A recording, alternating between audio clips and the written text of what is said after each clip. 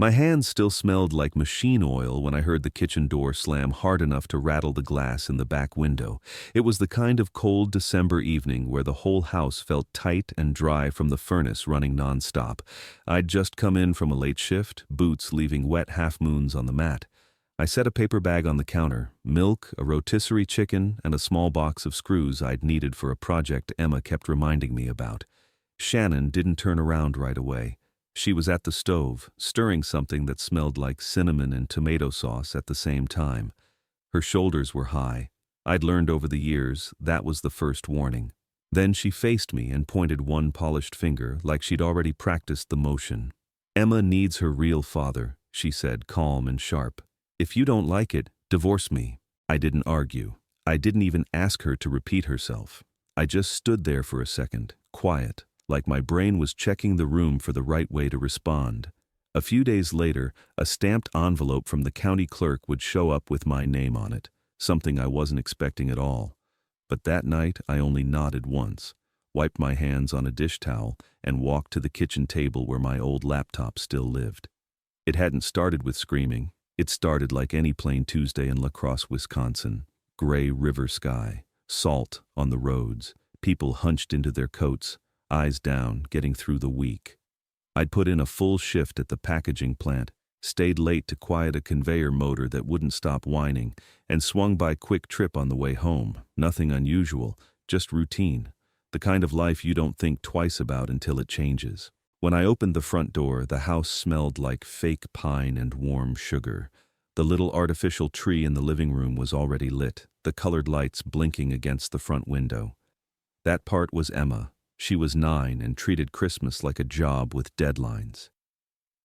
She slid into the hallway in sock feet before I could even hang my coat. "Mark," she said, then corrected herself the way she always did when she got excited. "Dad, Mark, did you fix the roof?" I lifted the small wooden dollhouse I'd been working on in the basement. Shannon had found it at a rummage sale, half broken, missing shingles, the hinge on the front door cracked.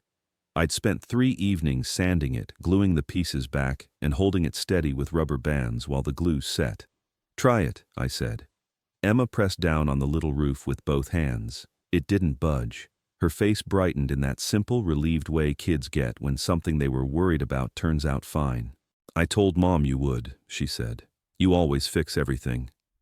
I smiled, but it landed heavy in my chest. I knew there were things I couldn't fix, no matter how steady my hands were. In the kitchen, Shannon moved like she was trying not to make noise. Spoon against pot. Burner click. A drawer opened and shut a little too hard. I put the milk away and said, "We got the Christmas bonus today. It's not huge, but it'll cover that bike and still leave us room." She didn't react, just kept her eyes on the stove like the sauce needed all her attention. "We need to talk," she said. Those 4 words never meant anything good. I kept my voice even. "About what?" She turned the burner off, set the spoon down, and finally looked at me. She was wearing a nice blouse, lipstick still perfect like she hadn't been home long.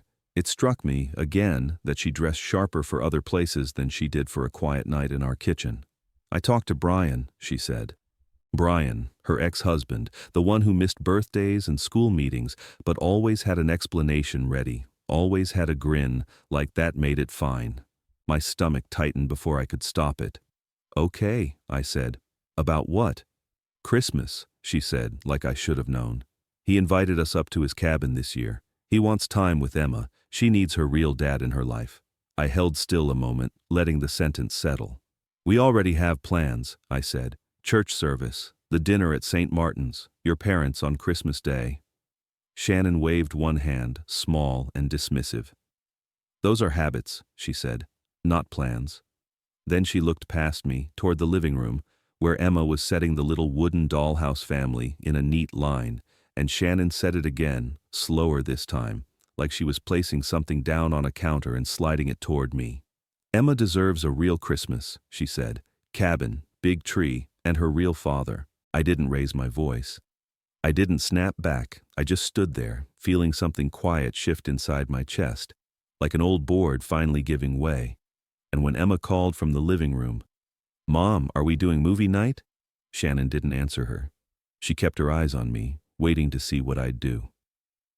I glanced at the blinking cursor on my laptop across the table, the email I'd left flagged for months. And I didn't say anything yet. I just pulled the chair out and sat down. I sat down at the kitchen table and turned the laptop toward me like it was just another bill to pay. Shannon stayed standing by the stove. Her face was set in that calm way she used when she wanted the conversation to be final, not loud, not emotional, just decided. "What day are you leaving?" I asked. "The 23rd, she said. "Brian's driving." I nodded once. The chair creaked under me. The house was warm, almost too warm, and I could hear the furnace kick on in the basement like it was trying to cover the silence. Emma called again from the living room. "Mom?" Shannon didn't answer. She watched me instead, like she was waiting for the version of me that used to bargain. I'd done plenty of that over the years. Not because I liked conflict, but because I thought if I explained myself carefully enough, things would settle. I'd learned the hard way that explanations don't matter to someone who's already made a decision. I kept my voice steady. "Did you tell her I'm not going?" "I told her you understand," Shannon said, "and that you're fine with it." That wasn't true, but I didn't correct her. I just looked at the laptop screen, at the old email thread I'd left open for months. Tokyo, maintenance supervisor, a clean offer, clear salary, company housing, the kind of step up a person doesn't get twice. I'd turned it down 3 different times. The first time because Shannon didn't want to leave Wisconsin. She had her job at the salon. Her parents were 10 minutes away.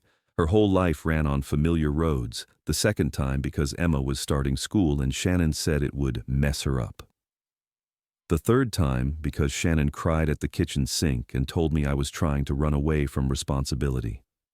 I remember standing behind her, quiet, thinking I was doing the responsible thing by staying. Now she stood in the same kitchen and told me I didn't count as real. I didn't say any of that out loud. I just listened to the soft ticking of the wall clock and the faint sound of Emma moving plastic ornaments around on the coffee table. Shannon leaned back against the counter. "So," she said, "what are you going to do? Sit here and act wounded?" I looked up. No. That answer seemed to irritate her more than anger would have. She narrowed her eyes. "You're not going to argue?" "No," I said again. "Not tonight." Her mouth tightened. "Fine. Do whatever you want." And she walked past me toward the hallway, heels clicking against the floor like punctuation. I stayed at the table for a moment, listening to the sound of a bedroom door closing upstairs. The TV in the living room murmured. The house didn't feel like it had changed, but something in me had. I got up and went into the living room. Emma was kneeling by the dollhouse, lining up the tiny wooden family in front of it, like they were waiting to be let inside. The little dad figure was closest to the door. She looked up at me, hopeful. "Movie night?" I sat down on the couch and patted the cushion beside me. "Yeah," I said. "Pick one." She grabbed the old black and white DVD from the shelf without even looking at the others, the one she always picked. "The Angel one," she said. "I know," I told her. "Go ahead." When the movie started, she curled up under my arm with a blanket, her head resting on my shoulder like it belonged there. Her hair still smelled faintly like the strawberry shampoo she liked. She watched the screen like it was the most important thing in the world.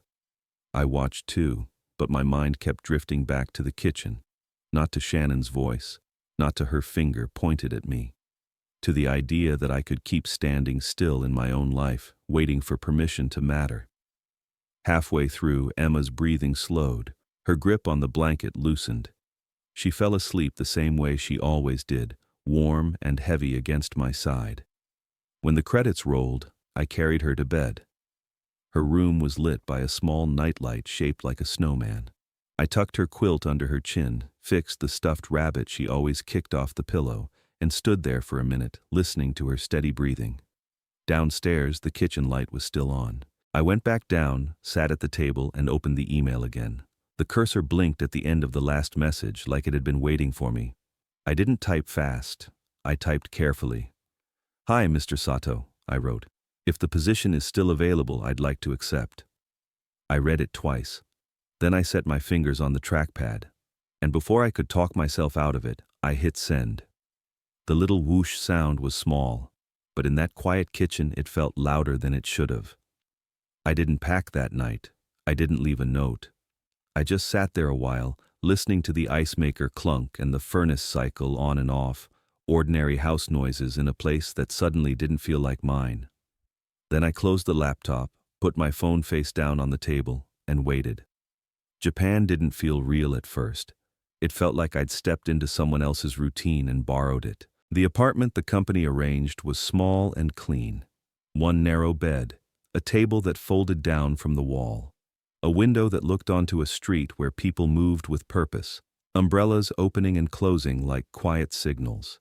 No clutter, no noise that didn't belong. The first morning, I walked to the plant with my supervisor, a soft-spoken man named Hiro. He explained things without rushing, where to stand, when to stop, what not to touch. The rules weren't heavy, they were clear. I hadn't realized how much I'd missed that. The work itself was familiar, systems, schedules, maintenance logs, but the way it was handled was different. Problems weren't personal. They were addressed, documented, resolved. No raised voices, no silent punishments. For the first time in years, I went home tired, but not tense. At night, though, my phone stayed close. I checked it more than I needed to. Not because I expected Shannon to reach out. That part was predictable. She could disappear when it suited her. I was waiting for Emma. The first message I sent was simple. "Hey kiddo, hope you're having fun. I'm in Japan now. Miss you." No reply. I told myself it was fine. She was busy. Christmas was loud. Cabins and cousins and snow. The second message went out 2 days later. "Sent you a little gift. It'll take a bit to get there. Love you." Still nothing. That's when the quiet started to feel different. Not peaceful. Suspicious. On my walk home from work one evening, I stopped at a small convenience store near the station. It sold everything from noodles to umbrellas to tiny charms hanging near the register. I bought one without thinking too hard about it, a small wooden fox tied with a red string. The clerk wrapped it carefully, like it mattered. I mailed it that night. Walking back to my apartment, I passed a family on the sidewalk. A man, a woman, a little girl hopping over the cracks in the concrete while holding both their hands. They laughed when she missed one and had to start over. I stopped walking for a moment and watched them disappear around the corner. That was when the guilt finally landed. It wasn't sharp, it was heavy. The kind that settles in your chest and presses down slowly. Had I left Emma the way her biological father had? Had I chosen distance when things got uncomfortable? I told myself I needed time, space, perspective. But guilt doesn't listen to logic. It just waits. A week passed. Then another. One night, I sat on the narrow balcony with a cup of vending machine tea and opened an app I rarely used anymore, scrolling without thinking, letting the motion fill the quiet. That's when I saw the photo. It was posted by someone from back home, a neighbor, a familiar last name. Shannon stood in front of a large snow-covered cabin, smiling wide. Emma was beside her, and next to them was Brian. He was wearing my green Christmas sweater, the one with the crooked stitched tree Emma used to say looked happy. The caption said, "Family Christmas." I stared at it longer than I should have. Then I zoomed in. Shannon was smiling the way she always did for pictures. Brian looked proud, relaxed. Emma didn't. Her mouth was curved up, but her eyes weren't in it. She looked unsure, like she was waiting for someone to tell her where to stand. That was the moment something shifted. The guilt didn't disappear, but it changed shape. It turned into resolve. 2 days later, during a break at the plant, one of the younger engineers walked in holding his phone. He hesitated when he saw me. "Mark," he said, "is your last name Reynolds?" I nodded slowly. He turned the screen toward me. "I thought you should see this." It was a public filing. County records. My name, Shannon's name. Divorce petition. Filed 3 days after I left. Reason listed, abandonment. I felt the room go quiet around me. She's claiming you left without notice, he said carefully. That you had no intention of returning. I stared at the screen. She'd watched me send that email. She'd told me to go. This wasn't misunderstanding. It was strategy. That night, back in the apartment, I opened my email again. Still nothing from Emma. Then my phone buzzed. The tracking update. Delivered. The charm had arrived 2 days earlier. I set the phone down on the table and didn't move for a long time. That was the first moment I felt anger. Not loud, not messy, cold, clean, focused. I stood up, opened my laptop and started gathering things. Messages, dates, screenshots, bank statements, shipping confirmations. I wasn't reacting anymore. I was preparing. And when I booked the return flight, I didn't do it out of impulse. I did it because the situation had changed. I wasn't going back to argue. I was going back to correct the record. I closed the laptop, packed only what I needed, and set my alarm. Then I waited. I landed back in Wisconsin on a morning that felt sharp the moment I stepped outside. The kind of cold that wakes you up without asking. La Crosse Regional was quiet. A few families in heavy coats, boots scraping against slushy pavement. Nobody waiting for me, which was fine. I wasn't ready for explanations. I'd already made a short list on the flight back. Nothing dramatic, just steps. Step 1, don't go home. Step 2, verify the paper trail. Step 3, let other people talk before I did. I checked into a small room above the VFW hall near Cass Street. Plain bed, dresser, a window looking over the parking lot. It felt honest, temporary. That afternoon, I drove past the house without stopping. The wreath was still on the door, tilted slightly. The artificial tree blinked in the front window like nothing had changed. I didn't knock. Instead, I drove to the credit union.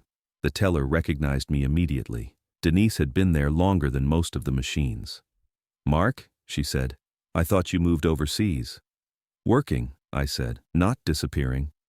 Her expression shifted. She leaned in slightly. "Your wife was here," she said. "Tried to pull everything from the joint account." I nodded once. "Without my signature?" "Yes," she said. "She wasn't happy when we said no." She printed out the last few months of activity and slid the pages across the counter.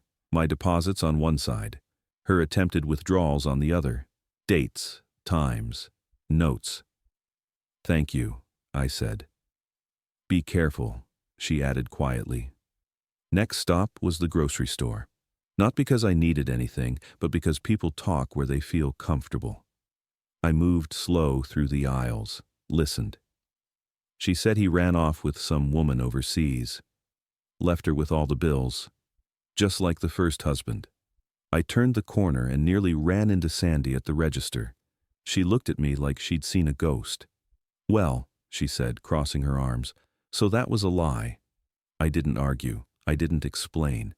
That night, back at the VFW, I spread everything out on the bed. Printed filings, account statements, screenshots of messages I'd sent that were never answered, shipping confirmations for gifts that had arrived and disappeared. And one more thing. Emma's drawing, the one she'd made before Christmas. 2 stick figures holding hands next to a tree. She'd written my name carefully, the letters uneven but deliberate. That was the piece that mattered most. The next morning I called the school. The counselor recognized my voice right away.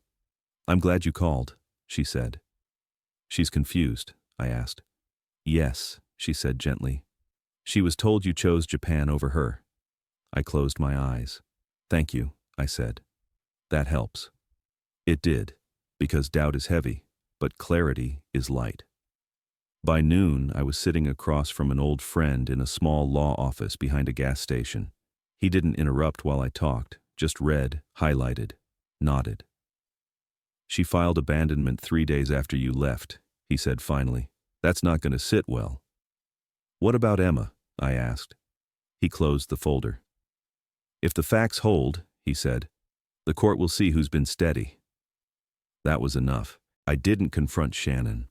I didn't send messages. I didn't announce I was back. I just filed my response. And then I waited for the hearing date. 2 mornings later, I put on my best shirt, my old brown work jacket, and walked up the courthouse steps with the binder under my arm. The door was heavy. The hallway smelled faintly of paper and disinfectant. Courtroom 3B. I took my seat and waited. The courtroom was warmer than it needed to be. Old radiators hissed along the walls, and the air felt dry like it hadn't moved in years. I sat still, hands resting on the binder in front of me. Everything I needed was there. Nothing extra. Just dates, documents, and facts. Shannon walked in a few minutes later. I heard her before I saw her, heels on tile, confident, sharp, deliberate. She wore a long red coat and carried herself like someone who expected to be agreed with. Her lawyer followed close behind, young, polished, already smiling. She scanned the room casually, then her eyes landed on me. The change was quick, but I saw it. Surprise first, then irritation, then something tighter that she tried to smooth over with a smile that didn't reach her eyes. "Well," she said, loud enough for a few people nearby to hear. "Look who decided to show up." I didn't respond. My attorney leaned slightly toward me. "Don't," he whispered. The judge entered moments later. Everyone stood, papers shifted, chairs scraped. When we sat again, the judge looked down at the file, then back up at me. "Mr. Reynolds," she said, "the petition states you left the country indefinitely." "I did not," I said calmly.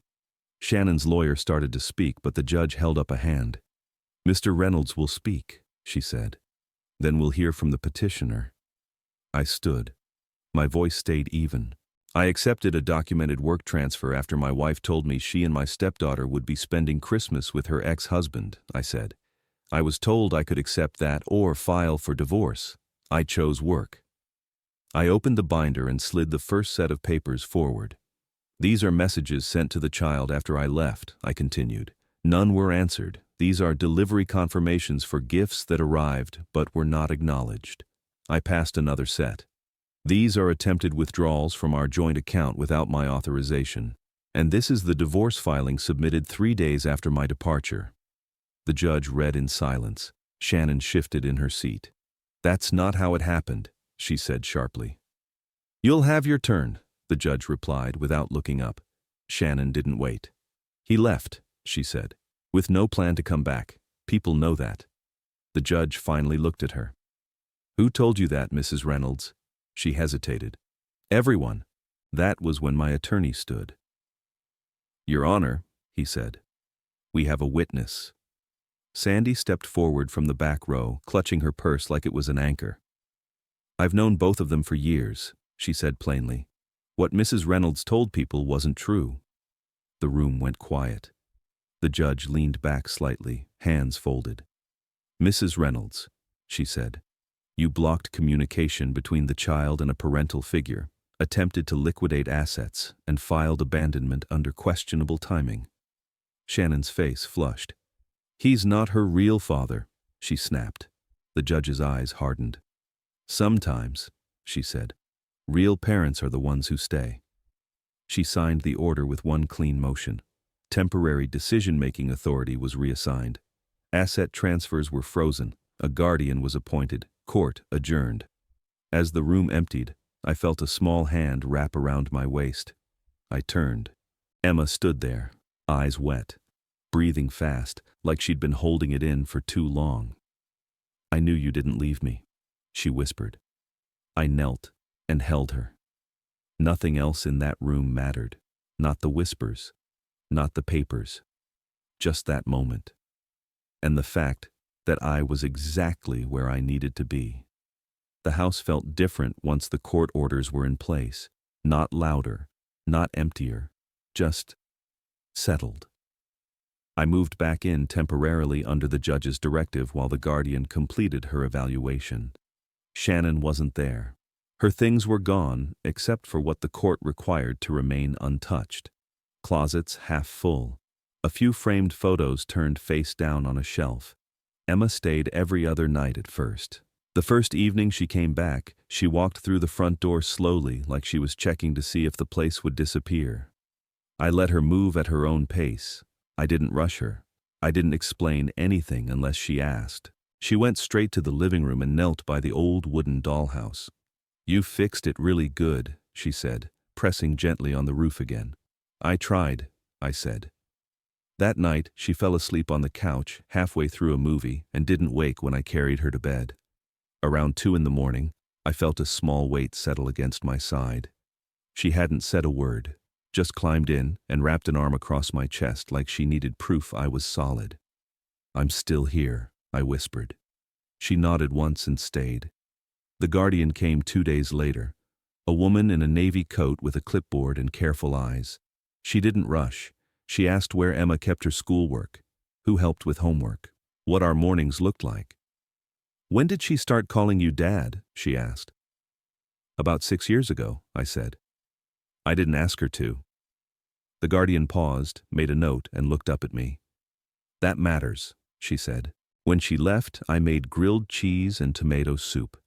Emma dipped the corners of her sandwich and called it fancy. She talked about school, about a friend's new puppy, about a drawing she wanted to make. It wasn't dramatic, it was normal. That was the point. A week later, I received an email I didn't expect. It was from Brian, short, direct. He admitted he hadn't known about the filing, about the blocked messages, about the lies. He said he was done being used. He said something else too, something he didn't need to say but did anyway. That I was the only steady father Emma had ever had. I didn't reply right away. I didn't need to. The court followed through exactly the way systems usually do when facts line up. Financial audits, corrected records, clear boundaries, nothing explosive, just consequences. Emma adjusted faster than I expected. Kids do, when the ground under them stops shifting. She hummed while brushing her hair again, lined up her school shoes by the door without being asked. One evening, she handed me something small, a wooden figure from the dollhouse set, the dad piece. She'd painted the jacket brown, added gray to the hair, and wrote my name on the bottom in uneven letters. It looks like you, she said. I swallowed before I spoke. It's perfect. Later that night, after she fell asleep, I stood by the living room window and looked out at the porch light reflecting off fresh snow. The truth hadn't needed shouting. It hadn't needed revenge. It had just needed time, structure, and someone willing to stand still long enough for it to catch up. And it had. Life didn't snap back into place after that. It settled. Mornings became predictable again. I woke before Emma on school days, made coffee, packed her lunch the same way every time. Peanut butter on one side, jelly on the other, crusts left on. She said they tasted better that way. Some evenings, we didn't talk much. She did homework at the table while I cleaned or sorted mail. The house held quiet without feeling empty. That mattered more than I realized. On Sundays, I straightened the garage. Not because it needed it, but because order helps me think. I stacked old boxes, labeled what stayed, what went. The dollhouse sat on the workbench, solid and intact. Fixed things tend to last when you don't rush them.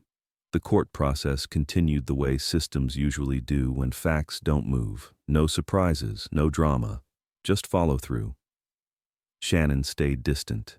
Boundaries did their job. Emma didn't ask many questions anymore. When she did, I answered honestly and briefly. Kids don't need speeches. They need consistency. One evening, as I washed dishes, Emma sat at the table coloring. "Dad," she said casually, not looking up. "My friend Lucas has to talk to a lady at school because his parents are fighting." I dried my hands on a towel. "Yeah?" She nodded. "He looks tired all the time." I let that sit for a moment. Sometimes grown-ups forget kids can feel things too. She considered that, then went back to coloring. Later, after she went to bed, I thought about how many people move quietly through situations like this. Not loudly hurt, just slowly erased. Pushed aside by narratives that sound good until someone checks the dates. There are more stories like that. I know because people have started telling me theirs. At work, at school meetings, in quiet conversations that start with, "Can I ask you something?" I don't fix those situations for them. I just listen. Sometimes that's enough to help someone stand still long enough for the truth to catch up. That night, I made tea and sat by the window while the streetlights came on one by one.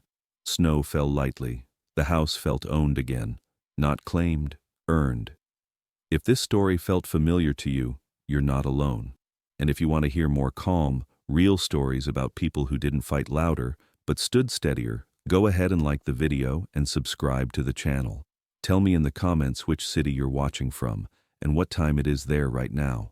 I always read them. 2 more stories will be coming up next. Ones a lot of people have been asking about. Until then, take care of yourself.